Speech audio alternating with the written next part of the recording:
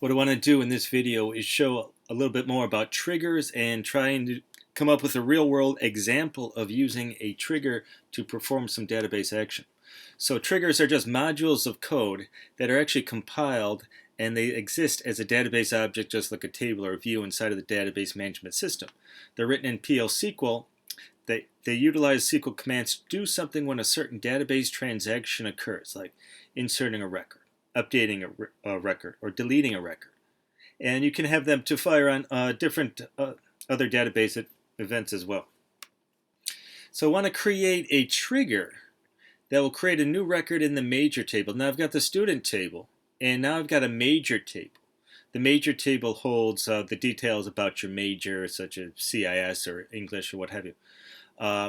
When the deposit indicator on the student table is changed from no to yes. So someone has, in the process of being admitted to a college, you do acknowledge that, yes, I'm going to attend that school, and then you send in your deposit.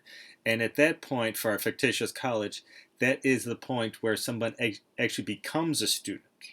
Up until this point, they have a student record, but they're not really a student because they don't have a major record. So this is when they become a major record, or have a major record, I should say. The trigger should only fire when the deposit indicator field is updated. We don't want the trigger to fire when somebody updates somebody's last name. Let's say there's somebody changes their last name. All right, we update that field last name. We don't want to create another major record when somebody does that. If somebody's date of birth is wrong, you go ahead and update date of birth. We don't want another major record to be created. We only want the major record to be created when the deposit indicator switches from N to Y. All right? And we don't want a record to be created if there could be a situation where someone has a deposit indicator of Y and they switch it to N. Say your check bounced or something, and it had to go from Y to N. We don't want a major record created then. We only want it in the event. We only want this trigger to fire, I should say, in the event that you paid your indicator and the deposit indicator is going from N to Y. The trigger will create a major record that has the student ID of the student who's just paid their deposit, a major code of UNC or undeclared. All right, so you get a major record. It doesn't say at this point what your major is. Let's say you're undeclared, so you get this undeclared major. It's another process, maybe even as few as just a few minutes down the road, you may declare as a major. So you want to become a CIS major. That undeclared major will turn into CIS, but that's another process. An active indicator of Y in a year term of fall 2018. Okay, so let me go into Apex, and I'm going to start from student, and I have this, can't see it too well, I have this entry called deposit indicator over here, and I can't scroll to it, but deposit indicator for everybody right now is set to N. When that gets updated, I want automatically a trigger to fire creating a major record. So I'm going to create a trigger, and you can say create or replace trigger, and I like to preface them by saying TRG student. It's off the student table, and it's off the deposit indicator field. All right, trigger TRG underscore student underscore deposit indicator gives somebody a good indication of what this trigger does. First of all, it is a trigger, what table it's from, and what column it operates from. I want to say after update of deposit indicator. So now deposit indicator, that's this column over here, all right? This trigger will only fire when this deposit indicator is changed from N to Y.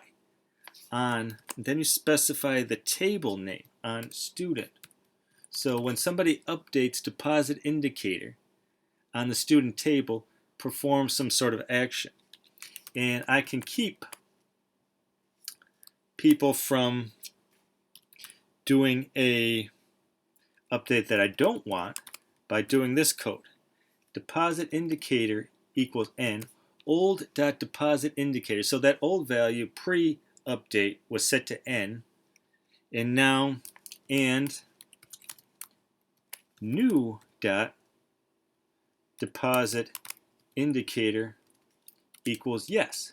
So somebody updated deposit indicator on the student table, taking it from n to y. So the old value was n, the new value is y. So now I'm going to say begin. And what I want to do now is just create a stub. And a stub is really just a computer program that does nothing, but it will compile. Just to check out, make sure we have the syntax correct. Okay. Got the closing parentheses. All right.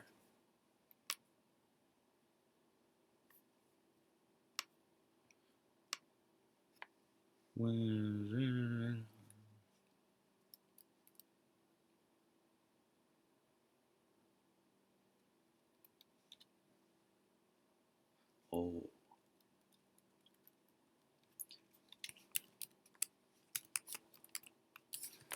Forgot to specify for each row. So for each row, table level. It says the when clause cannot be used with a table level triggers. You have to say for each row, or else it thinks you're updating the table all at once. So this is actually going to loop or cycle through each row that you're updating. Let me see if this works.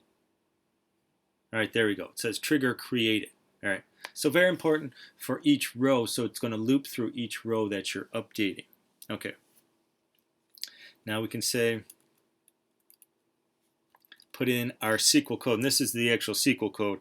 This stuff around it is PL SQL code. The SQL code will go right here. So insert into, this is just straight SQL, major, that's the table name. It's going to be a student indicator, student ID I should say. Major active indicator, active.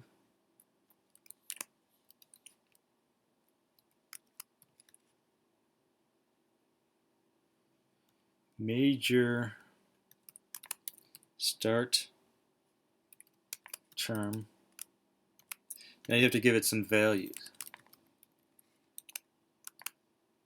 I want to give it the old student ID. The old student ID comes from the student table that I'm updating. I'm updating it, so this colon right here actually means it's a bind variable. So I'm binding this value of student ID to this value right here for each record that I'm updating.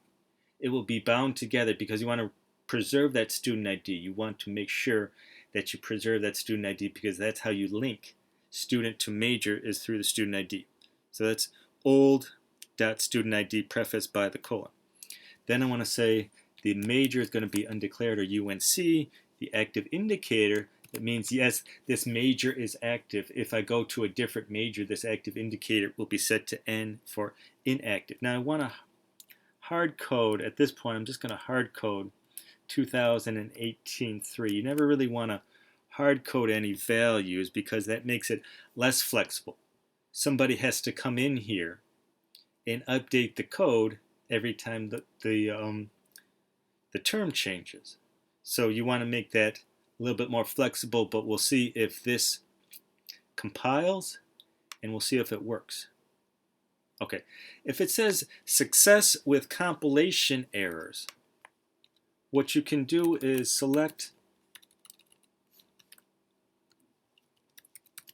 from all errors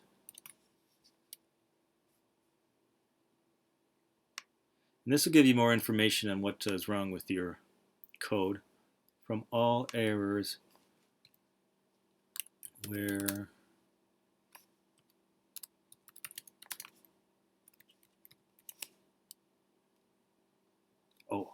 select start from all errors.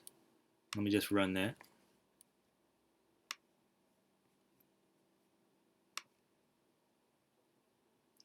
Okay, where owner, and the owner is the schema name. You can see the schema name up here.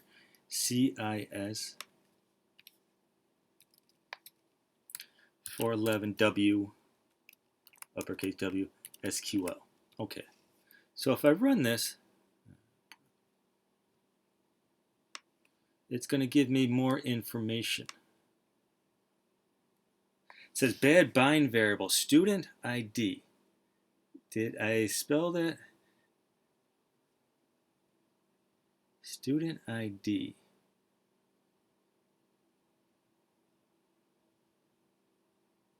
Student ID. Well, let's go ahead and look at the student table.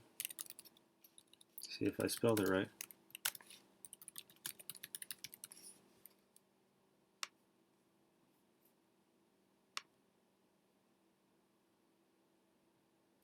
Student ID, STDNT underscore ID.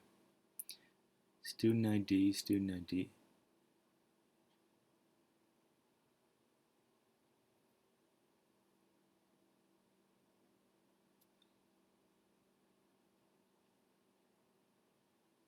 Oh, you know what? I didn't say old dot student ID. Yes. You have to specify either old or new using the dot notation. Here it's saying, I don't know what you're talking about with just the student underscore ID. It's a bad bind variable. Okay, all right. So that makes sense. So let me go ahead, run this again. Okay, success. Trigger created. Now, how do we go about testing this? We've got our trigger created. So what I'm going to do is select star from student where student ID equals, what was it, 1505, I believe was that student. 1505. Okay, that's a valid student. Seems like he's just a brand new student. I don't even have date of birth. I don't even have entry term yet. He has a deposit indicator of no. So I'm going to say update date student set deposit DPST indicator equal to Y. I just want to check one student. But before I do that, let me just say select star from major just to prove to myself that I don't have any records in the major table yet. Okay, no data found in major. There's no records in there now. So I'm going to say I've compiled the trigger. Right, the trigger is in there. It's already created. If you want to look at it, you can go to Object Browser and you can select triggers as your database object, and you could say trigger student deposit indicator. All right, and that will give you a lot of options for looking at your trigger once it loads. Still loading. Okay, it may take a little while. We'll just wait for it. So I got different triggers here. Now there's actually trigger student deposit indicator. It says detailed, no data found. I'm wondering if it's so new that it hasn't actually even registered here. So I will go back to SQL commands. History, create or replace trigger, compile it, and I can compile it again because it says create or replace. Okay, so now I got to go back to history.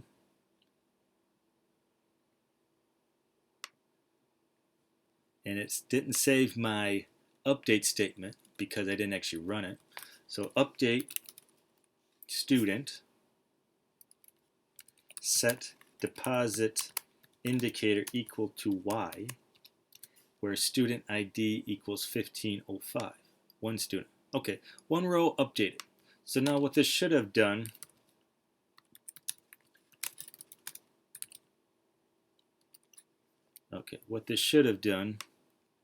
is update, yeah, here it is, 1505.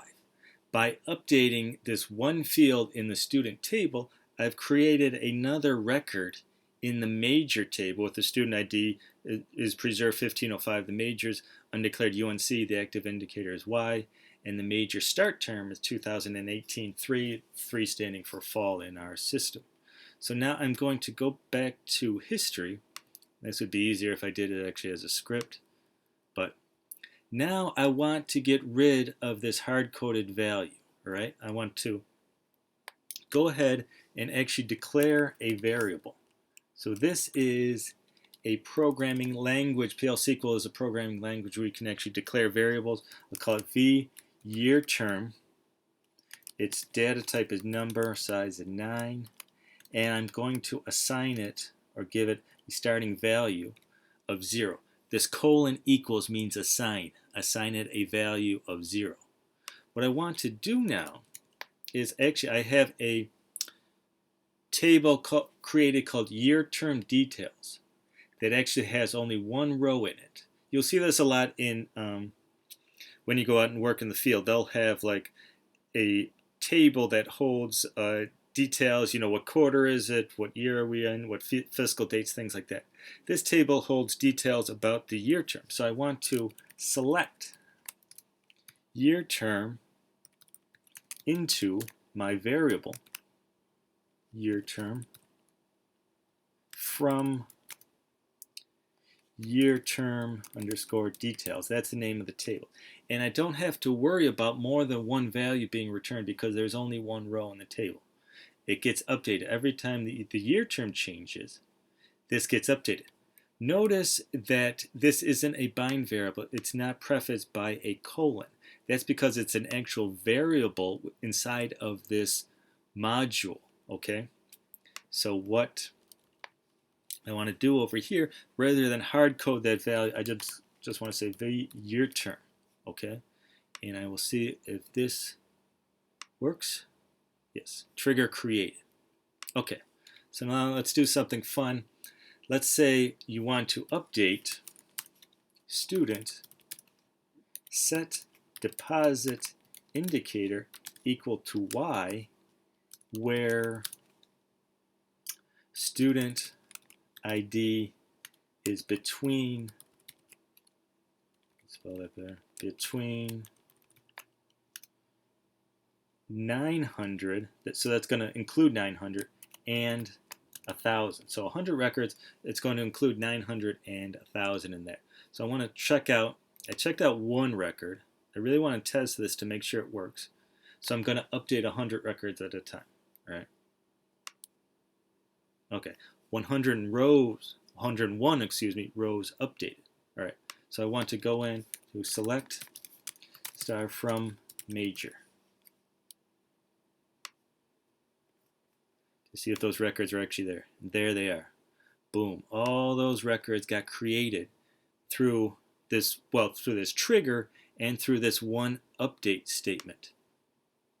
Update student set deposit indicator Y, where student ID, and then I give it a range of values, and then you get all of this data down here. It's up to 102 rows now. But that just shows you the power of a trigger. And a trigger is just a way to have something done automatically, rather than people having people type this information in and possibly make mistakes or possibly forget to do it or what have you. Have it done automatically through a trigger. That's what triggers are for, and that's how I want to end this video.